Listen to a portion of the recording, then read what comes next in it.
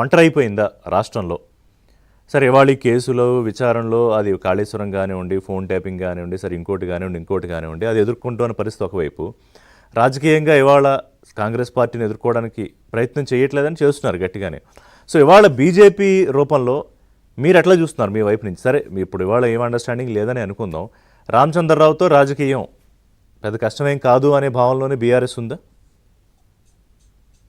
ఒకటి మాధవ్ గారు, BRS party ఒంటరి అవడం అనేది ఏం లేదు. ఒంటరిగానే అంటే 25 ఏళ్ల తన ప్రస్థానంలో పార్టీ ఎవరిని ఆధారపడలే, లేకపోతే ఎవరిని జతకట్టి ముందుకెళ్లాలనేటువంటి ఆలోచన చేయలే. గడిచిన 10 సంవత్సరాలలో అధికారం ఎప్పుడు శాశ్వతం కాదు కదండి. అధికారంలోనే ఉంటాము, అధికారం కోసమే పార్టీ స్ట్రాంగ్ గా ఉన్నప్పుడు ఒంటరిగా ఉండడం అనేది కలిసి వస్తుంది, కానీ బలహీనంగా ఉన్నప్పుడు ఒంటరితనం అనేది బయటపడుతుంది. మనం ఏం ఒంటరి లేము. మన బలము బీఆర్ఎస్ బలం, బలహీనత తెలంగాణ సమాజం, తెలంగాణ ప్రజలు. అంతేగాని బీఆర్ఎస్ ఏదో ఒక రాజకీయ పార్టీ మన పక్షాన మాట్లాడకపోతే మనం ఒంటరి అయిపోయినట్టు కాదు. బీఆర్ఎస్ పార్టీ బలం, బీఆర్ఎస్ పార్టీ బలహీనత తెలంగాణ ప్రజలు, తెలంగాణ సమాజం.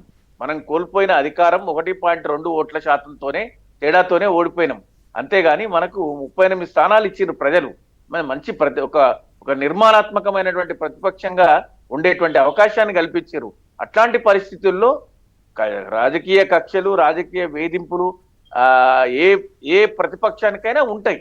ఈరోజు కేంద్రంలో భారతీయ జనతా పార్టీ ప్రభుత్వము సోనియా గాంధీ గారు ఆరోగ్యంగా లేరన్నా కూడా విచారణకు పిలిచినటువంటి సందర్భాలు మనం చూసినాం.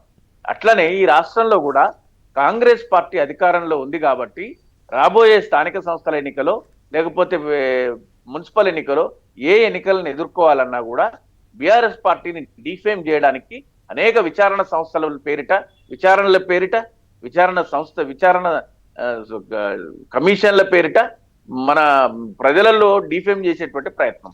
దీన్ని ధీటుగా ఎదుర్కొని నిలబడుతుంది. ఇప్పటికే కాంగ్రెస్ పార్టీ 1.5 సంవత్సరంలోనే ఎవరు విశ్లేషకులు చెప్తుంటే విన్నా, ఏ రాజకీయ పార్టీ కూడా ఇంత తక్కువ కాలంలో ప్రజా వ్యతిరేకత మూటగట్టుకున్నటువంటి పార్టీ ఏదైనా ఉంది అంటే ఈ రోజు రేవంత్ రెడ్డి గారి ఆధ్వర్యంలో కొనసాగుతున్నటువంటి కాంగ్రెస్ ప్రభుత్వమే. కాబట్టి మనం ఒంటరి కాదు, మనం ఒంటరిగా లేము. బీజేపీతోని కలవాలనేటువంటి ఆలోచన లేదు. బీజేపీతోని కలిసి పోటీ చేయాలనేటువంటి, కలిసి చేసి ఎన్నికవాల్సినటువంటి అవసరం లేదు.